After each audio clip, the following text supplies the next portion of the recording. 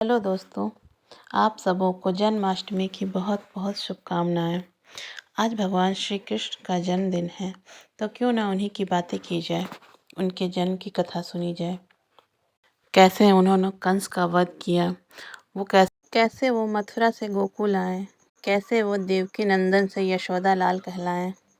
चलिए जानते हैं उनके जीवन से जुड़ी कुछ बातों को। कथा द्वापर युग की है।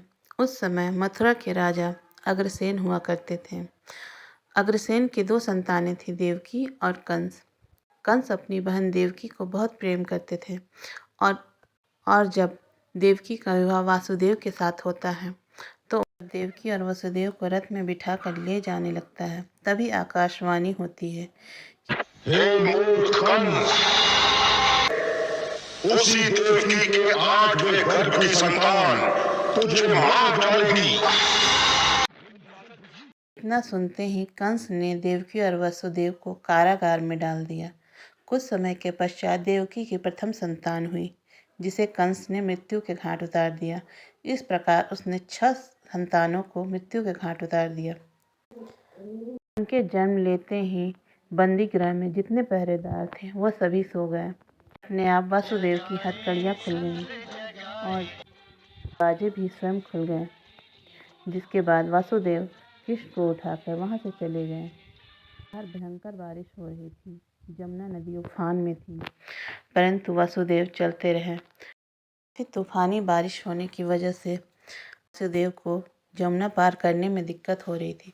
तब शेषनाग ने अपना फन फैलाकर पानी की धार को रोका और कृष्णदेव की रक्षा की। जब वासुदेव यमुना पार करके गोकुल में पहुँचे, वहाँ यशोदा रानी ने एक कन्या को जन्म दिया था। वहाँ उन्होंने कृष्ण को रखा और कन्या को लेके वे चले आए। पर जब कंस को ये पता चला कि देवकी की 8वीं संतान का जन्म हो चुका है, तो वह कारागार पे आया और उस संतान को मारने की प्रयास किया, परंतु वह संतान हवा में उड़ गई और वह माँ भगवती का रूप लेकर उसने कहा, हे कंस, तू मुझे क्या मारता है? तुझे मारने वाला गोकुल में पल रहा है। इतना सुनते ही कंस बौखला गया।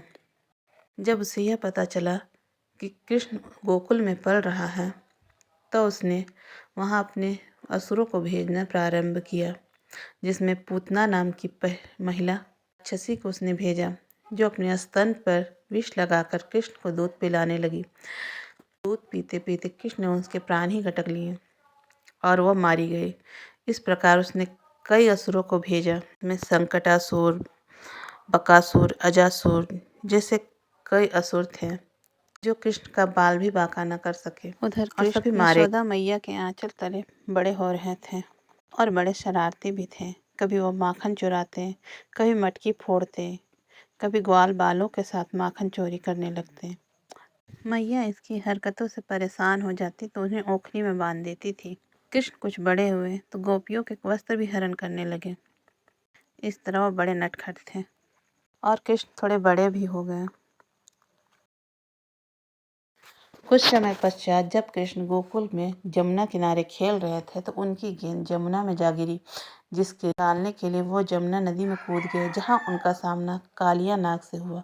कालिया के साथ भयंकर युद्ध करने के बाद जब कालिया नाग हार गया, तो उसे अपने फन में बिठाकर कृष्ण को स्वयं यमुना से बाहर छोड़ने आया, भी यमुना नदी से चला गया। कुछ समय के पश्चात गोकुलवासियों ने गिरिराज पर्वत की पूजा अर्चना की। इससे इंद्र नाराज हो गए और गोकुल में काफ़ी भारी बारिश कर दी, जिसकी वजह से जमुना नदी उफान में आ गई और गोकुल गांव डूबने लगा। तब कृष्ण ने गोवर्धन पर्वत को उठा लिया अपनी अंगुली पे और सभी गांव वालों को गोवर्धन के नीचे ही शरण दी और सबकी रक्षा की। जैसे उन्हें गिरधारी भी कहा जाता है। धीरे धीरे समय बीतता गया और उनकी भेंट राधा से हो गई। फिर धीरे धीरे दोनों में प्रेम बढ़ने लगा और राधा और कृष्ण एक दूसरे से काफ़ी प्रेम करने लगे। कृष्ण पूरे गोकुल में सबके चहीते थे। कई गोपियाँ उनसे प्रेम करती थी, सभी उन्हें पाना चाहती थी, परंतु कृष्ण तो सिर्फ राधा से प्रेम करते थे और वे सिर्फ राधा के ही रहे। कुछ समय पश्चात समय बीतता गया। कुछ समय पश्चात कंस काफ़ी परेशान रहता था और फिर जब उसे पूर्ण रूप से यह ज्ञात हो गया कि कृष्ण ही देवकी की 8वीं संतान है, तो उसने अक्रूर जी को कृष्ण को बुलाने के लिए भेजा और अक्रूर जी उन्हें मथुरा लेकर आ गए। मथुरा में आने के बाद कंस ने कई प्रकार से कृष्ण की हत्या करने की कोशिश की, परंतु ने स्वयं उनकी हत्या कर दी और इस प्रकार कंस की मृत्यु हो गई। ये कथा आपको अच्छी लगे तो please like, comment and share करिएगा।